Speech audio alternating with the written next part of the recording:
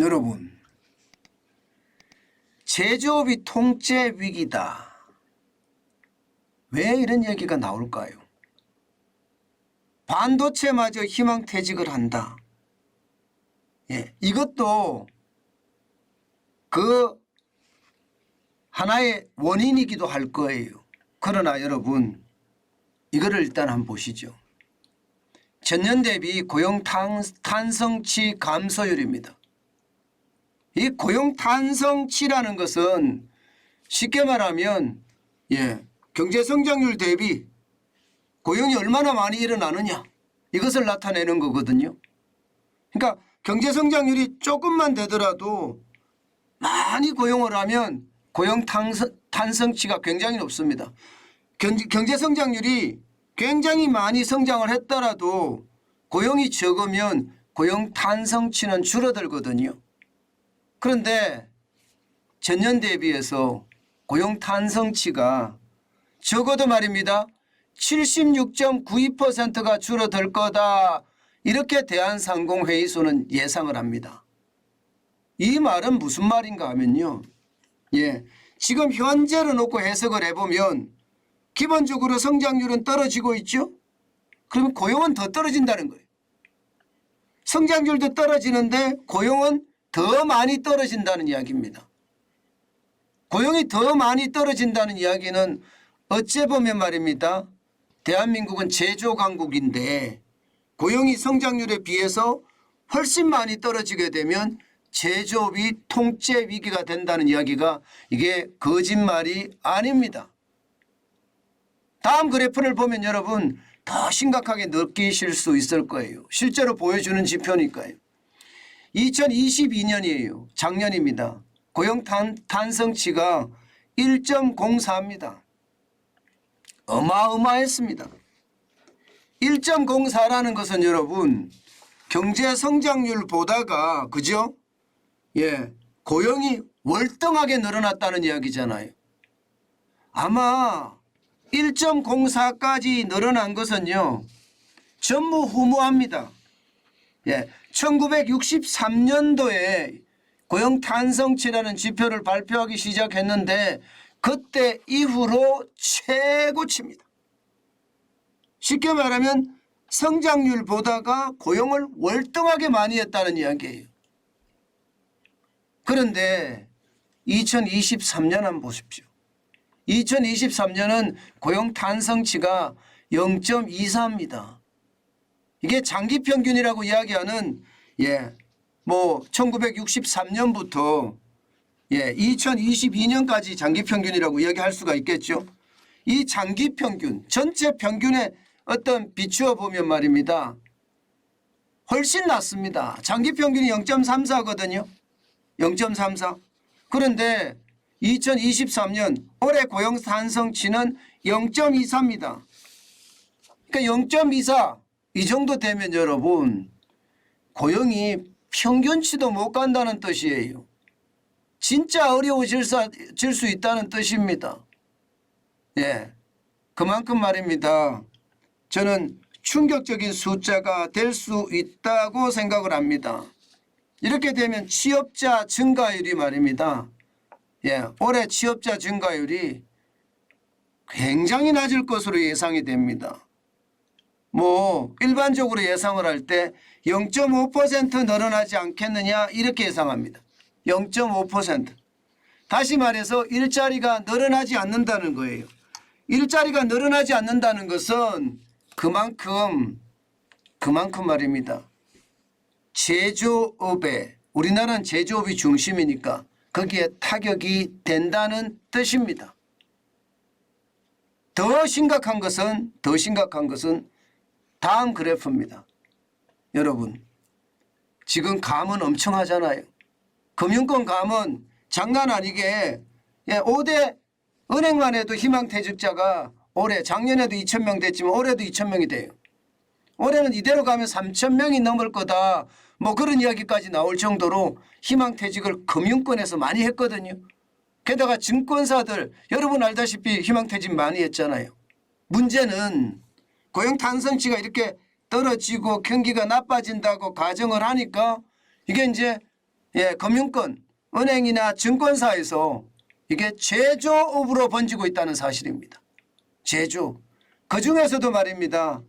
이 대기업 A사라고 되어 있는 곳 있죠. 대기업 A사라고 가운데쯤 있습니다. 대기업 A사라고 되어 있는 곳은 PCB 관련 사업을 종료한다고 합니다. PCB. 예, 이게 반도체 기판을 말하는 거잖아요. 예, PCB 관련 사업을 종료를 하고요. 직원들을 전환 배치하거나 또는 희망퇴직을 받는다고 해요. 이것은 여러분 반도체마저 희망퇴직을 받는다는 이야기가 되는 겁니다. 반도체마저. 예, PCB라는 게 인쇄회로 기판, 이 기판 자체가 지금 그만큼 어려워진다는 건데 인쇄회로 PCB 기판이라는 게 뭐 반도체, 가전 뭐 안 들어가는 곳이 없잖아요. 예, 그러니 이제는요 여러분 예, 반도체마저도 희망퇴직이 시작이 됐다 이렇게 봐야 됩니다. 문제는 여러분 문제는 반도체에 그치지 않고 전 산업 일반적으로 K산업이라고 하죠. K산업에 망라되어 있습니다. 전방위 감원을 한다 이렇게 이야기할 만큼 말입니다. S-오일 같은 경우 여러분 정유업체 좋다고 하잖아요. 그런데 만 55세 이상 건성연수 20년 이상 된 사람을 대상으로 생산직이고 사무직이고 상관없습니다. 희망퇴직을 받습니다. 현대모비스도 마찬가지입니다. 연봉 절반의 자녀 건속기간 고패 보상금을 줘서 50대 이상 리스타트 프로그램으로 예, 간다고 해요. 희망퇴직이에요. LG 디스플레이 뭐 이미 오래된 이야기죠. 오래된 이야기입니다. 희망퇴직을 받는 것은 생산직이나 사무직이나 상관없이 희망퇴직을 받는다. 예, 하나 모멘텀도 마찬가지입니다. 50세 이상 건성연수 20년 이상 된 사람을 대상으로 희망퇴직을 받는다고 합니다. 롯데하이마트 2020년 이후에 2년 만에 희망퇴직을 또 받습니다. 심지어 말입니다. 하이트진로 소주 잘 나가잖아요. 15년 차 이상을 대상으로 희망퇴직을 신청받습니다. 통상임금의 34개월치를 지급한다고 해요. 이것을 보면 여러분 대한민국의 전 분야 다죠. 제조업 전반입니다. 제조업 전반. 네, 정유업체, 자동차 부품업체, 디스플레이 업체, 뭐 반도체 업체, 유통업체, 심지어 주류업체까지도 이렇게 희망퇴직을 받는다는 사실은 여러분 이제 실적의 후폭풍 있죠. 어닝 쇼크라고 하는 실적 충격의 후폭풍이 이제 전 산업으로 번져진다고 이야기할 수가 있습니다. 그중에서도 반도체마저 이렇게 희망퇴직을 받는다고 이야기하니 다른 산업을 말해 못하겠습니까? 그만큼 어렵다는 이야기죠. 반도체가 지금 상황이 진짜 어렵거든요. 삼성전자가 적자가 날지도 모른다는 그런 반도체 부분이 적자가 날지도 모른다는 그런 전망까지 나옵니다. 반도체 수출의 적자 보십시오. 작년 8월에 마이너스 7% 처음으로 마이너스가 시작이 되더니 지금까지 거의 6개월째입니다. 문제는 2023년 1월에 보면 마이너스 44.5%입니다. 44.5%. 완전히 난리도 아니죠. 난리도 아닙니다.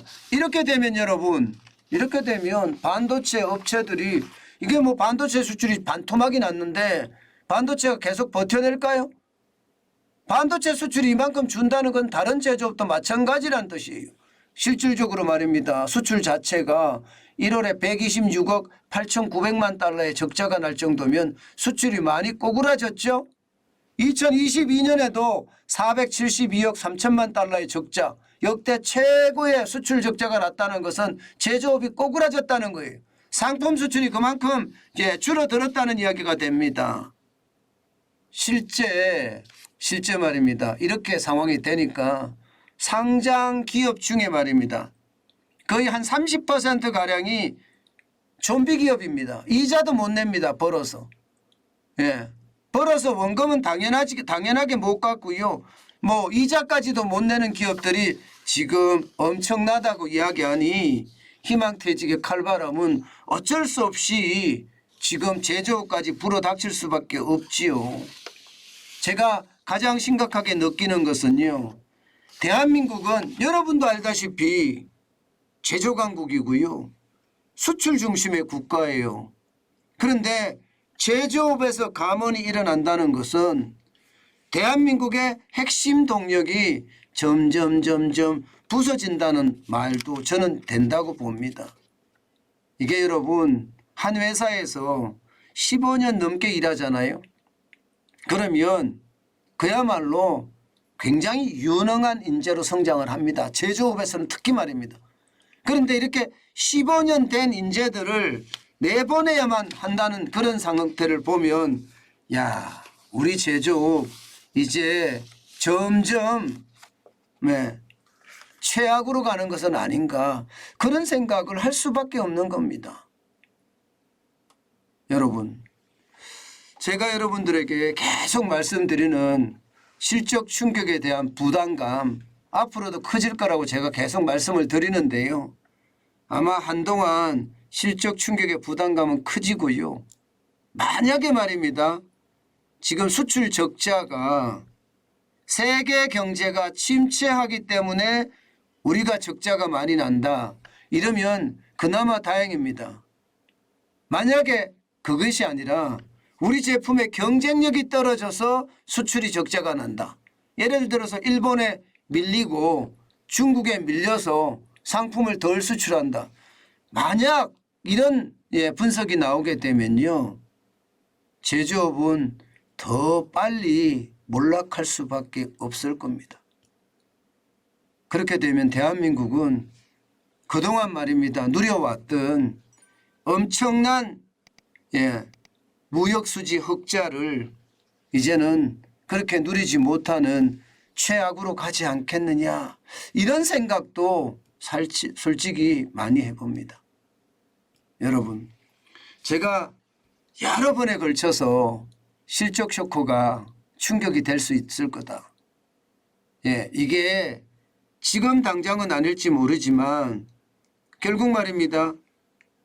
실체를 알고 나면 이게 충격이 올 수밖에 없다는 이야기 우리 한 번 더 마음에 새겨야 될 것 같습니다. 그래야만 우리가 준비를 합니다. 이게 실적 쇼크라는 게 결국 말입니다. 전 산업에 영향을 다 미칩니다. 대기업마저도 희망퇴직이라. 그러면 월급을 덜 받는다는 이야기인데 월급을 덜 받으면 가계소비가 줄어요. 그럼 가계소비가 줄으면 소상공인 자영업자 실물경제는 더 어려워지고요. 실물경제가 더 어려워지면 이게 결국 말입니다. 경기의 악순환이 시작이 될 수도 있습니다. 그렇기 때문에 실적 충격은 앞으로 개선을 해야 되겠죠. 정부가 100조 원의 가량을 수출기업에 쏟아 부으면서 어떻게 하든 수출을 흑자로 만들겠다고 노력하고 있습니다. 그런데 만약에 이게 마음대로 안 돌아간다. 그럴 가능성 충분히 있거든요. 그렇게 마음대로 안 돌아간다면 아마 생각했던 것보다가 우리 경제에 큰 충격으로 다가오지 않겠느냐. 그런 생각 참 많이 합니다. 옛날처럼 IMF 때나 글로벌 금융위기 때처럼 거리로 실업자들이 마구마구 쏟아져 나오지는 않겠지만 지금은 덜 뽑고 조용히 내보내거든요. 그렇기 때문에 사실 얼마나 많은 사람들이 희망퇴직을 하면서 회사를 떠나는지 사실 정확하게 파악은 안 됩니다. 분명한 것은 많이 떠나고 있다는 사실. 떠난다는 사실은 우리나라 제조업의 위기가 점점 커진다는 사실. 우리는 한 번쯤 생각해 봐야 될 것 같습니다.